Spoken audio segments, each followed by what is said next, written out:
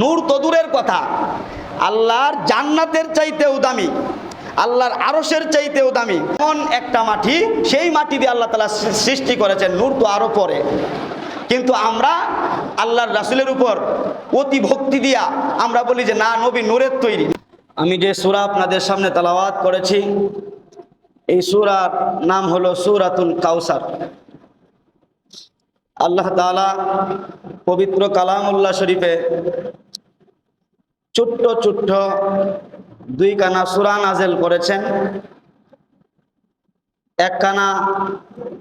একটি সূরার নাম হলো সূরাতুল ইখলাস। এই সূরার মধ্যে আল্লাহ তাআলার পরিচয় তুলে ধরেছেন, আল্লাহ তাআলার মাহাত্ম্য, আল্লাহ তাআলার মর্যাদা আলোচনা করেছেন। আরেকটি সূরা, ওই সূরার নাম হলো সূরাতুল কাউসার। এই সূরা কাউসার আল্লাহর রাসূল সাল্লাল্লাহু আলাইহি সাল্লামের মর্যাদা সম্পর্কে, আল্লাহর রাসূলকে সান্ত্বনা দেওয়ার উদ্দেশ্যে আল্লাহ তাআলা ছোট্ট একটি সূরা নাযিল করেছেন। এই সূরার নাম হলো সূরাতুল কাউসার। মক্কার লোকেরা, মক্কার কাফেররা আল্লাহর রাসূলকে নানাভাবে আল্লাহর রাসূলকে নিয়ে কটাক্ষ করতে শুরু করে দিয়েছিল। আল্লাহর রাসূল সাল্লাল্লাহু আলাইহি সাল্লামের দুটি ছেলে সন্তান ছিল, তারা যখন ইন্তেকাল করে তখন আল্লাহর রাসূলকে নিয়ে উপহাস করা শুরু করলো যে মুহাম্মদ তো সত্যিকারের নবী নয়, যদি সত্যিকারের নবী হতো তাহলে তার দুই সন্তান মারা গেল, তার সন্তানদেরকে তো সে রক্ষা করতে পারলো না। তারা আমাদের নবী, আমাদের কলিজার টুকরা, আমাদের হৃদয়ের স্পন্দন, আমাদের জান, আমাদের মান নবী মুহাম্মদুর রাসূল সাল্লাল্লাহু আলাইহি ওয়াসাল্লামকে নিয়ে কটাক্ষ করা শুরু করলো।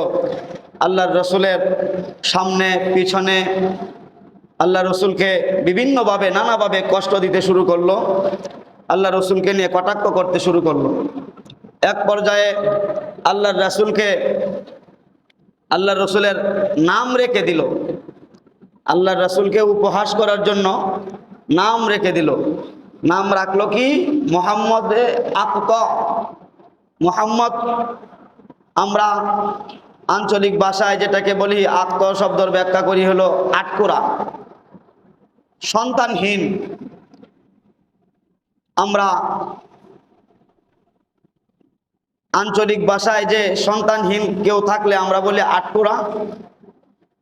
আর আরবে কারো যদি ছেলে সন্তান না থাকতো, তারা তাদেরকে কটাক্ষ করার জন্য নাম রাখতো আক্ত, আবতার। আল্লাহ তাআলা আল্লাহর রাসূলকে সান্ত্বনা দিলেন, নবী আপনি আবু জাহেল, উতবা, সাইবা, আরো যারা মক্কার কাফেররা আছে তাদের কথায় আপনি বিচলিত হবেন না, পেরেশানি নেবেন না, টেনশন করবেন না। তারা আপনাকে বলছে আপনি আক্ত, আবতার, আপনি লেস কাটা, আপনার ধর্মের বাতি থাকবে না, আপনার ধর্ম অনুসরণ করার মতো কেউ থাকবে না, আপনার নাম নিশানা থাকবে না, আপনার নাম নেওয়ার মতো কেউ থাকবে না। আমি আল্লাহ এমন ব্যবস্থা করে রাখলাম যে প্রতি সেকেন্ডে সেকেন্ডে আপনি নবীর নাম উচ্চারিত হবে বাতাসে বাতাসে। বলেন সুবহানাল্লাহ। আল্লাহ তাআলা বলেন ইন্না আ'তাইনা কাল কাউসার। এই কাউসার শব্দের 41টা ব্যাখ্যার মধ্যে একটা ব্যাখ্যা হলো আপনার নাম বাতাসে বাতাসে আপনার উম্মতরা, আমার বান্দারা উচ্চারণ করবে। আমার নাম যতবার উচ্চারণ হবে ততবার আপনার নামও আমার সঙ্গে সঙ্গে আপনার নামও উচ্চারণ হবে। আমরা দেখতে পাই এবং শুনতে পাই প্রতিদিন 5 ওয়াক্ত আজান হয়। আজানের মধ্যে পৃথিবীর এমন কোনো জায়গা নাই যে এমন একটা সেকেন্ডের মধ্যে ওই জায়গা খালি থাকে যে সেখানে আজানের ধ্বনি উচ্চারিত হয় না। একটু টাইম আমাদের বাংলাদেশে এক টাইমে আজান পড়ে, ইন্ডিয়া আর এক টাইমে, পাকিস্তানে আর এক টাইমে, এইভাবে পুরা পৃথিবীতে আল্লাহর নামের আজানের ধ্বনি উচ্চারিত হতে থাকে। আর যে আজানের মধ্যে আল্লাহর নাম নেওয়া হয় সেই আজানের মধ্যে, সেই আজানের ধ্বনির মধ্যে আমার নবীর নামও নেওয়া হয়, ঠিক কিনা? আল্লাহ তাআলা বলেন আমার নামের সঙ্গে সঙ্গে আপনার নামও উচ্চারিত হবে। আল্লাহর রাসূল সাল্লাল্লাহু আলাইহি ওয়াসাল্লাম হাদিস শরীফে ইরশাদ করেছেন, যেই ব্যক্তি আমি নবীর উপর দুরূদ শরীফ পাঠ করবে ওই ব্যক্তির উপর আল্লাহ তাআলা 10টি রহমত নাযিল করেন, বলেন সুবহানাল্লাহ। এবং তার 10টা গুনাহ আল্লাহ তাআলা মাফ করে দেন। এবং আল্লাহ তাআলা জান্নাতের দিকে তার মর্যাদা আল্লাহ তাআলা জান্নাতের যাওয়ার জন্য সহকারী হিসেবে আল্লাহ তাআলা তার নামে 10টা নেকি লিখে দেন, বলেন সুবহানাল্লাহ। সেজন্য আমরা আল্লাহর রসুলের শানে দুরূদ শরীফ পাঠ করব।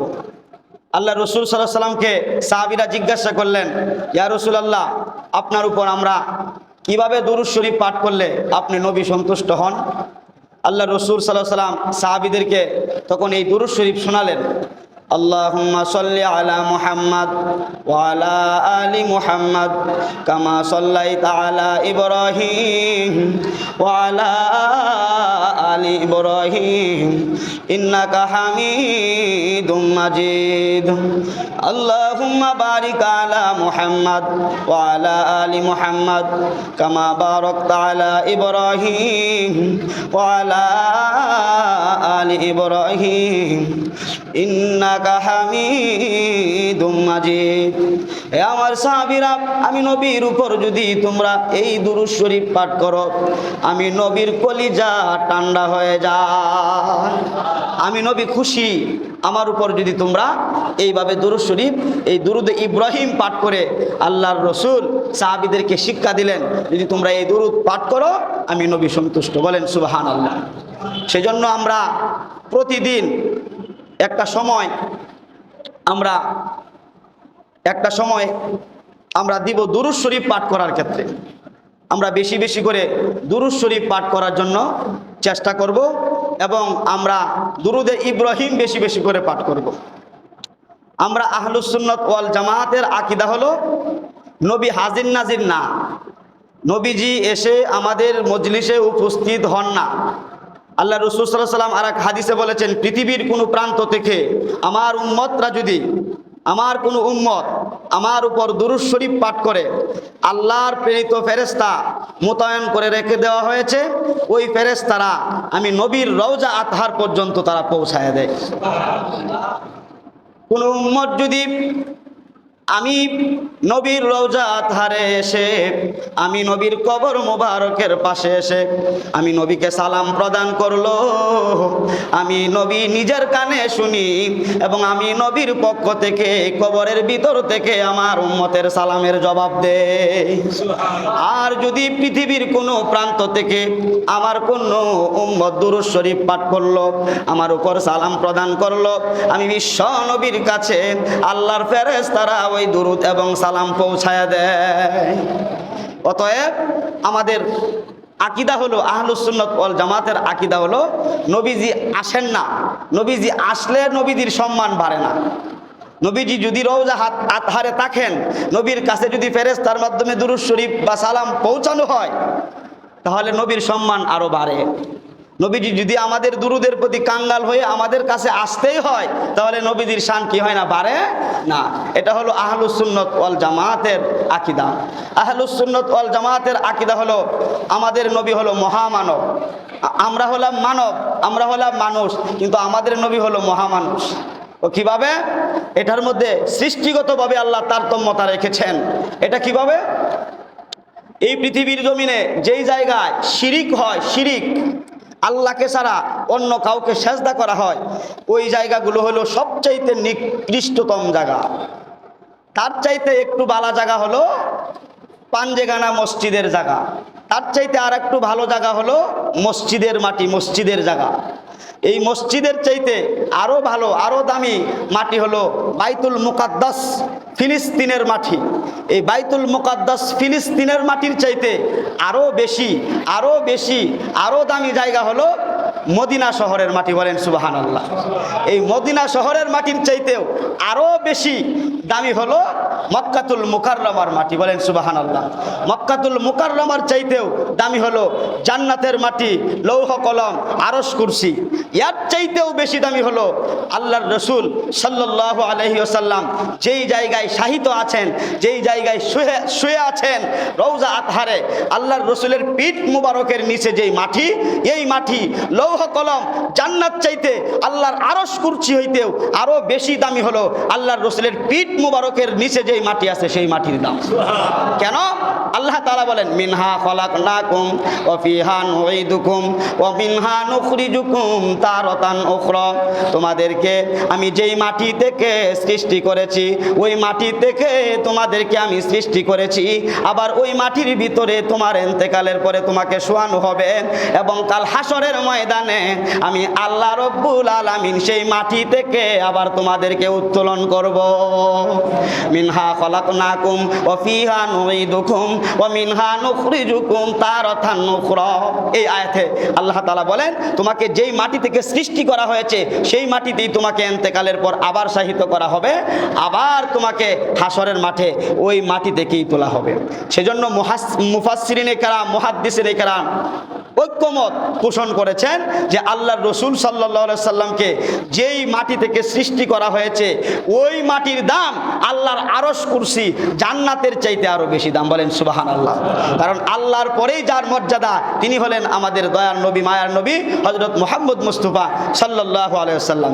অতএব আপনি আমাকে যেই মাটি দিয়া সৃষ্টি করা হয়েছে সাধারণ মাটি, আর আল্লাহর রাসূলকে যেই মাটি দিয়ে সৃষ্টি করা হয়েছে এটা সাধারণ মাটি নয়, জান্নাতের মাটির চাইতেও দামি মাটি, আল্লাহর আরশের চাইতেও দামি, আল্লাহর কুরসির চাইতেও দামি, লৌহ কলম থেকেও দামি। এটা কেমন মাটি? এটা সাধারণ মাটি না, এটা হলো মহামাটি। সেজন্য আমাদের নবীকে বলা হয় মহামানব। আমাদের নবীকে কি বলা হয়? মহামানব, মহানবী। আমাদের নবীকে কি বলা হয়? মহানবী। এই মহানবীর ব্যাখ্যা হলো এটা। আর আমরা হলাম সাধারণ মানব। আল্লাহ তাআলা আমাদেরকে সাধারণ মাটি দিয়ে সৃষ্টি করেছেন, আর আমাদের নবীকে আল্লাহ তাআলা সৃষ্টি করেছেন মহামাটি দিয়ে। সব চাইতে বেশি যেই মূল্য, যেই জিনিস, যেই জায়গার মাটি, সেই মাটি দিয়ে আল্লাহ তাআলা আমাদের নবীকে সৃষ্টি করেছেন, বলেন সুবহানাল্লাহ। এখন আসুন, নূর তো দূরের কথা, আল্লাহর জান্নাতের চাইতেও দামি, আল্লাহর আরশের চাইতেও দামি, আল্লাহর কুরসির চাইতেও দামি এমন একটা মাটি, সেই মাটি দিয়ে আল্লাহ তাআলা সৃষ্টি করেছেন। নূর তো আরো পরে, কিন্তু আমরা আল্লাহর রাসূলের উপর অতি ভক্তি দিয়া আমরা বলি যে না, নবী নূরের তৈরি। না, নূরের চাইতে আল্লাহর কাছে এমন মাটি দিয়ে আল্লাহ বানাইছে হাজার হাজার গুণ দামি যেই মাটি, সেই মাটি দিয়ে আল্লাহ তাআলা আল্লাহর রাসূলকে সৃষ্টি করেছেন, বলেন সুবহানাল্লাহ। নূরের কথা বললে আল্লাহর রাসূলের শান কমে। মাটি দিয়ে সৃষ্টি করেছেন সেই কথা বললে আল্লাহ রাসূলের শান বাড়ে। কেন? আল্লাহ তাআলা আদম নবীর আল্লাহ তাআলা সৃষ্টি করেছিলেন মাটি দিয়া। সৃষ্টি করার পর আল্লাহ তাআলা বলেন, এই ফেরেশতারা তোমরা আসো, একটা ইন্টারভিউ হবে। আদম বেশি জানে না তোমরা বেশি জানো? আল্লাহ একটা পরীক্ষা নিলেন, ইন্টারভিউ নিলেন। আল্লাহ আদম নবী বেশি জানে না ফেরেশতা তোমরা বেশি জানো? আজকে ইন্টারভিউ হবে। যে ইন্টারভিউর মধ্যে ফাঁস হইবা, হ্যাঁ, সে তাকে সেজদা করতে হবে, বলেন সুবহানাল্লাহ। আল্লাহ তাআলা ইন্টারভিউ নেওয়া শুরু করলো। প্রথমে ফেরেশতাদেরকে জিজ্ঞাসা করলো, ফেরেশতারা বলো তো এই প্রশ্ন। আল্লাহ তাআলা প্রশ্ন করলেন, ফেরেশতারা জবাব দিতে পারলেন না। আল্লাহ তাআলা আদম নবীরে প্রশ্ন করলেন, আদম নবী টাস করে আল্লাহর প্রশ্নের জবাব দিয়ে ফেললেন, বলেন সুবহানাল্লাহ। আল্লাহ রাব্বুল আলামিন ফেরেশতাদেরকে লক্ষ্য করে বলেন, ফেরেশতারা তোমরা ইন্টারভিউর মধ্যে ফেল হয়ে গেলা, আমার আদম ইন্টারভিউর মধ্যে পাস, অতএব আদমকে তোমরা সেজদা করতে হবে। আমি আল্লাহ রাব্বুল আলামিনের নির্দেশ, তোমরা এই মুহূর্তে আমার আদমকে সেজদা করো। আদম নবীকে ফেরেশতারা সেজদা করলেন। তাহলে বলুন তো দেখি, ফেল হয়েছে কে, ফেরেশতা না আদম? মানুষ জিতছে না ফেরেশতা জিতছে? সেজদা করছে কি ফেরেশতাদেরকে আদমে, না আদমকে সেজদা করছে ফেরেশতারা? তাহলে মূল্য কার বেশি? ফেরেশতা কিসের তৈরি? নূরের তৈরি, আর আদম ছিল মাটির তৈরি। তো ফেরেশতা নূরের তৈরি হওয়া সত্ত্বেও আল্লাহর সামনে আল্লাহ নির্দেশ দিয়েছেন, আমার আদমকে তোমরা সেজদা করো, ঠিক কিনা? অতএব আল্লাহর কাছে নূরের চাইতে মাটির দাম বেশি। একজন ফেরেশতা বলছিল যে না, আমি সাজদা করব না। আমি আমি আমি আমি ফেরেশতাদের শিক্ষক সে ছিল, তার নাম হলো মিস্টার ইবলিস। সে একটা যুক্তি দিছে, খলাকতানি মিন নার ওয়া খলাকতাহু মিন তিন। আল্লাহ গো, তুমি আমাকে সৃষ্টি করেছো মিন নার, আগুন দিয়া, তুমি আমাকে আগুন দিয়ে সৃষ্টি করেছো, আর আদমকে সৃষ্টি করেছো মাটি দিয়া। আগুনের কাজ হলো উপরের দিকে উঠা, আর মাটির কাজ হলো নিচের দিকে তাকা। অতএব আমি হলাম খলাকতানি মিন নার, আগুনের সৃষ্টি, আমি থাকবো উপরের দিকে, আমার মাথা আদমের সামনে নত করব না। আমি পারলাম না আদমকে সেজদা করতে। আল্লাহ রব্বুল আলামিন বলেন, ঠিক আছে, তুমি আমার হুকুম অমান্য করেছ, তুমি আজকে থেকে আমার পক্ষ থেকে বিতাড়িত, তোমাকে আমি মালউন বলে অবহিত করলাম, তুমি এই মুহূর্তে আমার জান্নাত থেকে বের হয়ে যাও। ফেরেশতারা আল্লাহর পয়গাম্বর আদমকে সেজদা না করার কারণে ফেরেশতারা শাস্তি হয়ে গেল। ফেরেশতার শিক্ষক হওয়া সত্ত্বেও মিস্টার ইবলিসকে আল্লাহ শাস্তি দিয়া জান্নাত থেকে বের করে দিলেন। এখন বলুন তো দেখি, ফেরেশতার দাম বেশি না নবীর দাম বেশি? নবীকে আল্লাহ কি দিয়ে বানাইছে? মাটি দিয়া। আর ফেরেশতা বানাইছে কি দিয়া? নূর দিয়া। আল্লাহর কাছে নূরের দাম বেশি না, আল্লাহর কাছে হলো মাটির দাম বেশি, মাটির দাম বেশি। সেজন্য আল্লাহ পয়গম্বরদেরকে আল্লাহ তাআলা বানাইছেন কি দিয়া? মাটি দিয়া। আর আমাদের নবীকে কোন মাটি দিয়ে বানাইছে?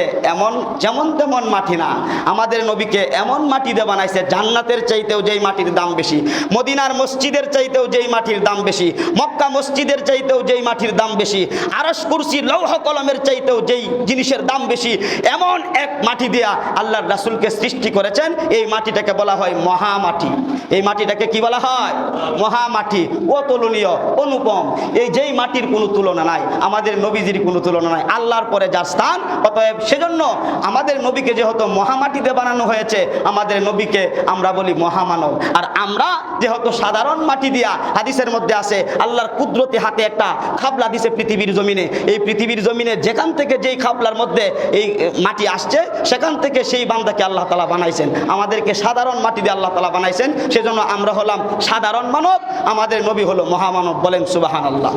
আহলুস সুন্নাত ওয়াল জামাতের আকীদা হলো নবী নূরের তৈরি নয়। আল্লাহ আহলুস সুন্নাত ওয়াল জামাতের আকীদা হলো নবী হলো মাটির তৈরি, কারণ আল্লাহর কাছে নবী, আল্লাহর কাছে নূরের চাইতেও মাটির দাম বেশি। বলেন সুবহানাল্লাহ।